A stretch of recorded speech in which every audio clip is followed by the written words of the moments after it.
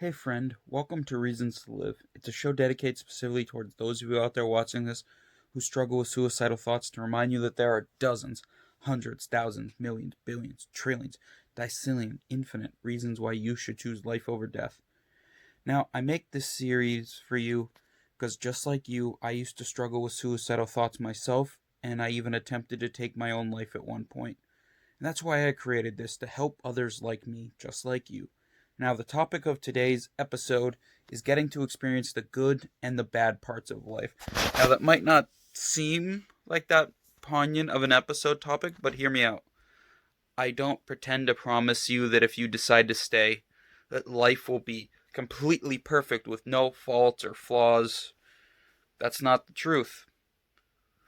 My life isn't perfect, but I know I made the right choice to stay. How do I know that? Because a lot's happened since my suicide attempt. A lot of amazing, amazing things. I had relationships. I've gotten to see my favorite movies, even cross a couple things off my bucket list for stuff I wanted to do during my life. And it's stuff like that. Even the bad, because when I've had the bad stuff that's happened to me since, not as bad, mind you, compared to that, these were a cakewalk, but the bad things that happened to me, they also gave me something to learn from my mistakes, build myself up to be a better version of myself in doing so, you know what I mean? So, I want you to stay. I know it's easier said than done, trust me, I know, but stay, because there'll be plenty of highs you haven't gotten yet. Mountaintop highs, kind of a thing like that.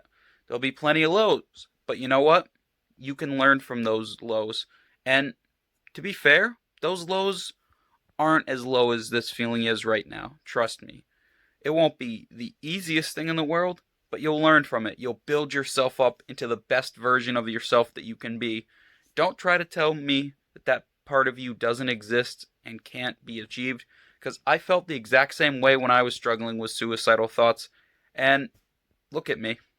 I'd say I'm well on my road to being the best version of myself that I can possibly be. Before we get going, I would like to have a quick little 1v1 with you, if that's alright. Down in the link in the description below, I put 5 mental health resources that you can use if you're struggling with a crisis. I put the National Suicide Prevention Lifeline, the Crisis Text Line, I put the National Sexual Assault Hotline, I put the Trevor Project, and I put the Trans Lifeline. Now, I know you've probably seen the numbers to these things before, and unfortunately, right now they may be just numbers to you. So here's what I suggest.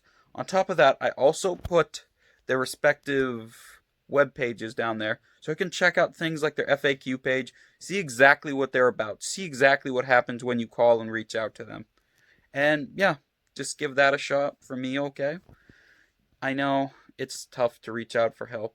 It is a very, very hard feeling, and it will feel like one of the harder things you've had to done, because I know there's this persistent stereotype that when you reach out for help like this, you're taking control out of your hands, and you'll no longer have control of the situation. But that's not necessarily true.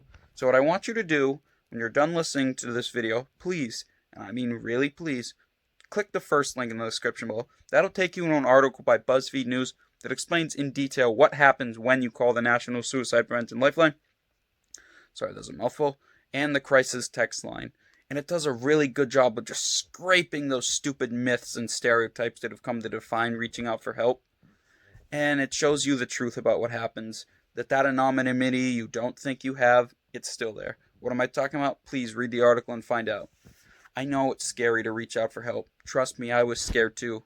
But I made the choice to reach out for help, and it was one of the best choices I could have ever made. Have a great day, everyone. Resources down in the link in the description below, and I hope my words today were able to help you in any way possible. My name is Matthew Genzali, and remember, there's always a reason to smile.